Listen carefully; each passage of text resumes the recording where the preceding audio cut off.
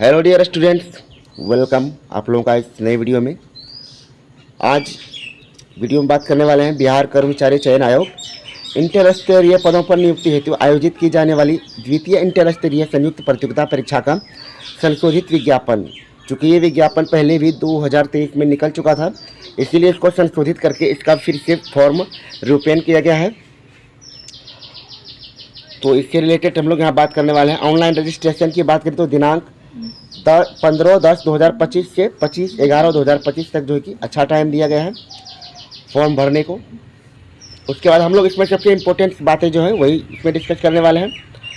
यहाँ पे बात करें जैसे कि आपको यहाँ पे कैटेगरी वाइज जो है कि रिक्ति दिया गया है। तो टोटल पोस्ट की बात करें 23,000 से ही 23,100 कुछ 75 ऐसे पोस्ट हैं, जो कि बहुत बड़ी संख्या में वैकेंसी निकली हुई है।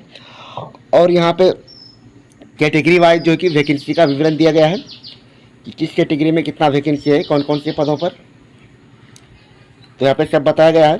तो आप लोग इसके रिगार्डिंग जो है कि इसका डिटेल्ड ऑफिशियल नोटिफिकेशन ये डाउनलोड करके पीडीएफ बढ़िया से पढ़ सकते हैं। इसमें हम लोग जो मेन बातें हैं वही सिर्फ करने वाले हैं।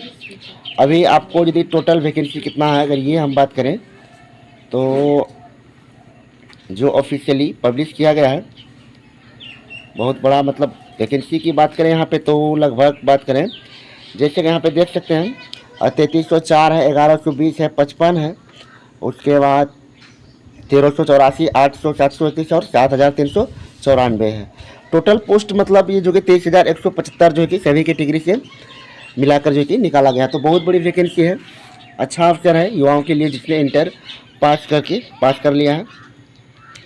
यहाँ पे सबसे इम्पोर्टेंट बात यदि करें न्यूनतम शैक्षणिक योग्यता, तो आप लोग को पता होगा कि ऑनलाइन आवेदन समर्पित करने की अंतिम तिथि तक अभ्यर्थियों को मान्यता प्राप्त संस्थान से इंटरमीडिएट समकक्ष एवं उपरोक्त तालिका में वर्णित पदों के सामने उल्लिखित न्यूनतम शैक्षणिक योग्यता में उत्तीर्ण होना अनिवार्य है।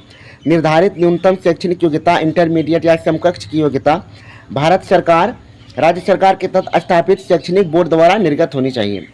तकनीकी वांछनीय योग्यता की बात करें तो ऑनलाइन आवेदन समर्पित करने की अंतिम तिथि तक अभ्यर्थियों को मान्यता प्राप्त संस्थान से उपरोक्त तालिका में वर्णित पदों विभागों के सामने उल्लिखित तकनीकी वांछनीय योग्यता जैसे कि computer typing, MS Excel, MS office जो भी बताया जा रहा है इन सब का नॉलेज होना चाहिए।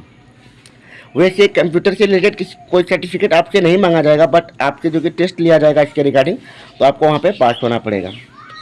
अब आगे बात कर लेते हैं आरक्षण के लिए। तो आरक्षण से रिलेटेड यहाँ पे बातें किया गया है। जो भी रिजर्व कैटेगरी है जैसे SC ST से रिलेटेड या फिर जो भी EBC है, बैकवर्ड क्लासेस है, EWS है, तो सबको यहाँ पे जो अपना सर्टिफिकेट जो है कि प्रोड्यूस करना पड़ेगा अपना रिजर्वेशन कैटेगरी का दावा करने के लिए। अब उसके बाद रिजर्वेशन की बातें हो चुकी है, अब हम बात करते हैं आगे। यहाँ पे देखें तो अधिकतम उम्र सीमा की बात करें तो अनारक्षित के लिए जो कि वो 37 वर्ष है, पिछड़ा वर्ग पुरुष एवं महिला दोनों के लिए 40 वर्ष, अनारक्षित के लिए महिला के लिए 40 वर्ष और SC ST महिला और पुरुष दोनों के लिए 42 वर्ष रखा गया है। सभी कोटि के दिव्यांग अभ्यर्थी के लिए 10 वर्ष की इसमें छूट दिया गया है।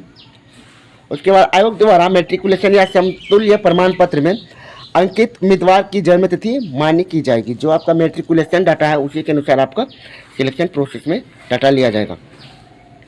उसके बाद आगे बढ़ते हैं प्रारंभिक परीक्षा शुल्क, जो कि आप सभी लोगों को पता है अभी सरकार ने जो कि सभी फॉर्म का जो कि फी जो कि मात्र 100 रुपया कर दिया गया है, तो यहाँ पर भी 100 रुपया ही लगने वाला है। ऑनलाइन रजिस्ट्रेशन करने के पश्चात परीक्षा शुल्क ऑनलाइन पेमेंट गेटवे के माध्यम से दिनांक 15/10 से 25/11 तक जमा किया जा सकता है। उसके बाद बात करते हैं परीक्षा की प्रकृति। तो वस्तुनिष्ठ यहाँ पे देख सकते हैं ऑब्जेक्टिव टाइप होने वाला एग्जाम बिहार कर्मचारी चयन आयोग परीक्षा संचालक नियमावली 2010 के आलोक में 40,000 से अधिक आवेदन प्राप्त होने पर प्रारंभिक परीक्षा आयोजित की जाएगी। परीक्षा तो होना ही है। अब परीक्षा में इससे रिलेटेड जो हमारा मुख्य पॉइंट है सिलेबस में मेन कंटेंट क्या रहने वाला है, सामान्य अध्ययन आपका रहेगा, जनरल स्टडीज, उसके बाद सामान्य विज्ञान एवं गणित रहेगा, फिर रीजनिंग आपका यहाँ पे रहने वाला है। उसके बाद बात करें यहाँ पे प्रत्येक सही उत्तर के लिए 4 अंक दिए जाएंगे तथा गलत उत्तर के लिए 1 अंक, मतलब जो कि 1/4 यहाँ पे नेगेटिव रखा गया है। और टाइम पीरियड की बात करें 2 घंटा 15 मिनट के यहाँ पे टाइम दिया जाएगा।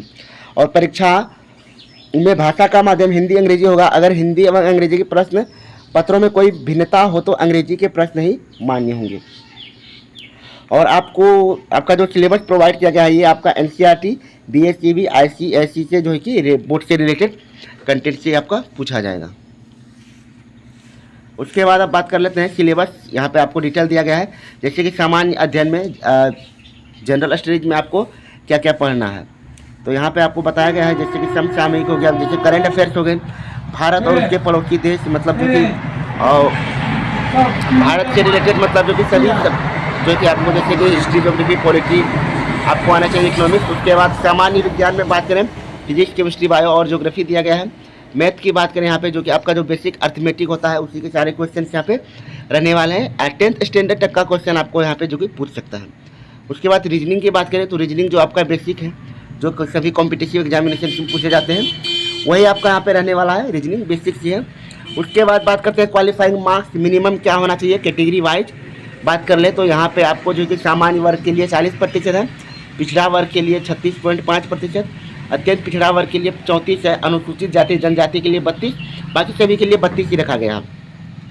इम्पोर्टेंट डेट्स की बात कर ले यहाँ पे तो 25 तारीख से ऑनलाइन आपका स्टार्ट होगा, 15 अक्टूबर से। उसके बाद 25 नवंबर तक ये चलने वाला है। फिर ऑनलाइन आवेदन भरने की अंतिम तिथि आपको 27 नवंबर जो कि यहाँ पे दिया गया है। अब बात कर लेते हैं मेन डॉक्यूमेंट आपका क्या क्या यहाँ पे रिक्वायर्ड होने वाला है।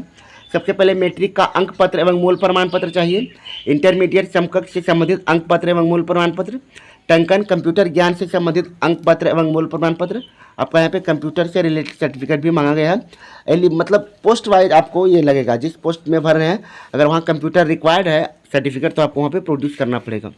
उसके बाद अस्थायी निवासी आवासीय प्रमाण पत्र, जातीय प्रमाण पत्र, स्वतंत्रता सेनानी के यदि रिलेटिव है तो उसका प्रमाण पत्र, दिव्यांग से रिलेटेड तो यहाँ पे आपत्ति प्रमाण पत्र, अधिक उम्र सीमा में छूट संबंधी प्रमाण पत्र, ये सारे सर्टिफिकेट्स जो है कि आपको यहाँ पे रिक्वायर्ड है।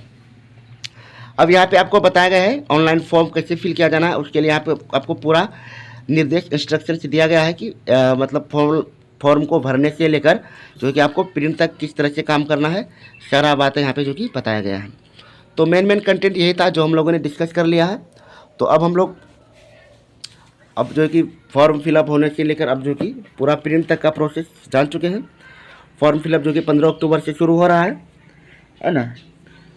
तो यही इन्फॉर्मेशन था, फिर नेक्स्ट वीडियो में बताएंगे इससे रिलेटेड कोई अपडेट हो तो।